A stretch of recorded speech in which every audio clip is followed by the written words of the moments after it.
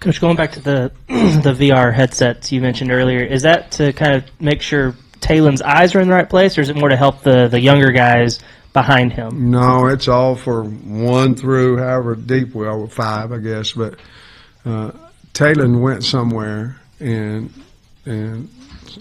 saw it and used, saw it being used and came back and asked, could we get it, and so I went and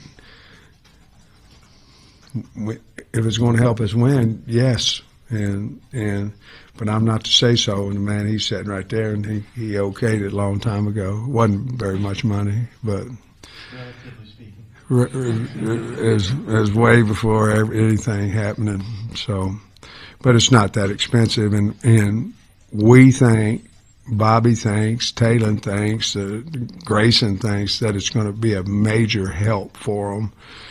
And, of course, the people selling it think it is as well. But I haven't, I played quarterback in 7th grade. I haven't put it on yet, but went from right guard 6th grade to 7th grade QB, baby. And I haven't put it on, but I might. Kobe Branham, how good was it to see him back out there on the practice field? And Great. Great. He did everything, every indie, every team. Great. It's fun, to have competition, like legit competition, man. It's fun to see it, and that's what we have. Getting Kobe back certainly does help that as well. What about him specifically kind of makes him a strong candidate to be at that right guard spot? He's big. He's got great balance. I mean, he really does. He has great balance. I'm going to say it, and it's not cliche. He loves the Hogs. He loves being here. He was a highly recruited guy as well, but he's big, he's physical, he's got good feet, and he loves to play. And he has all the tools, and you put that together in a guy that really loves where he's at and loves the game.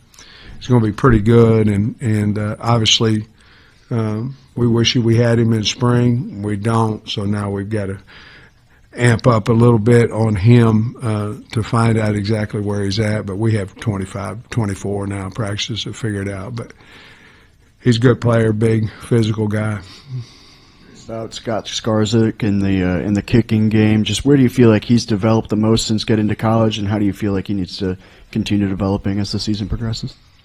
I think probably his confidence.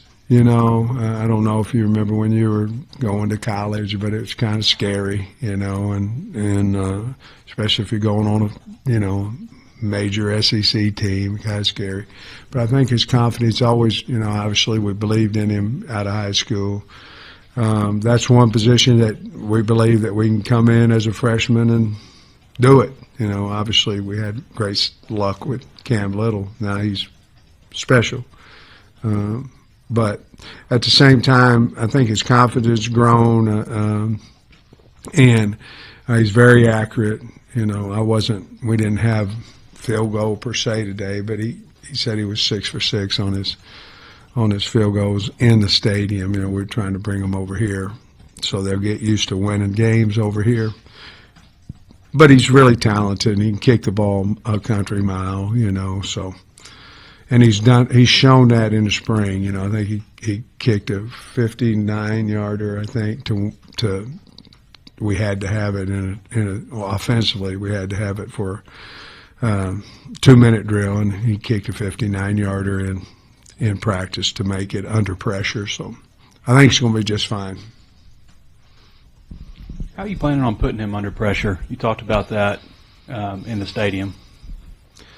Well, we're going to have, some people in there. I always believe people, you go in there and it's empty. I don't know if you have this much pressure if you had 70,000, or 80,000. So we have to do that. We're going to have certain times during practice that he has no idea that we're going to field goal, and it might be move the ball period, and we're 2nd and 10, and we're going field goal. Just we've got to put him in situations where he doesn't necessarily know on this piece of paper it's field goal time. We have to do that with him, and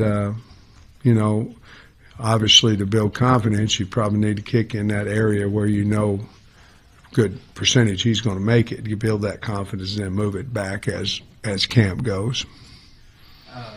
You've talked about this a little bit, but you guys used to not be able to even look at the players in the summer. I know. When did all that change, and what are you allowed to do now, and how has that helped you kind of blend summer workouts and into fall camp? You know, Trey, I'll be honest with you. I think a lot of change came in COVID.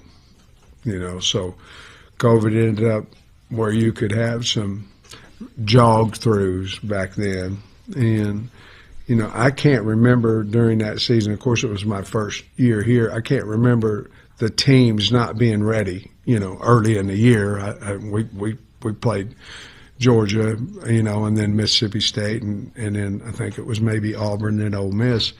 And I thought that our team with new staff and new players, you know, so I think that's when it really started, and everybody started saying, hey, we're not getting these – every rule's about safety. You know, it just is, and it should be. But I think we found out we're not getting these kids hurt by what we're able to do. Now, right now we have them 8 hours in the summer, which is more than we used to have, you know, maybe going on 3 years maybe now, where you can legally meet, you can walk through legally, and of that 8, you get 2. And so we split that up in 2 separate days, you know.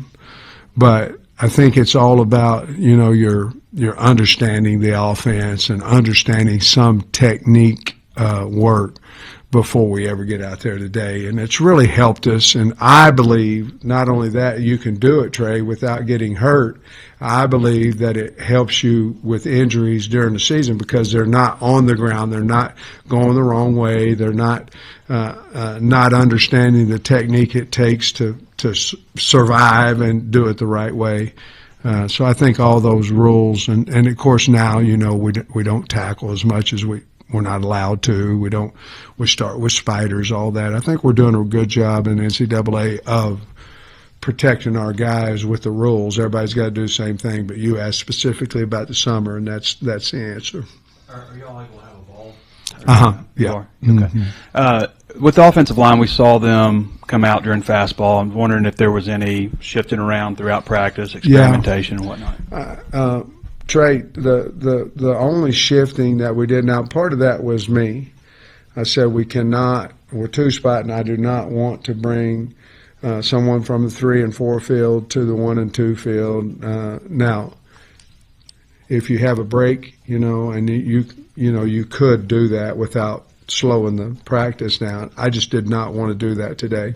So the only guys that really went in there offensive line-wise was Kobe and Shaq. So, you know, Blackstock and E. Harris were the 2 guys that went with the ones, and then we kind of rotated those guys.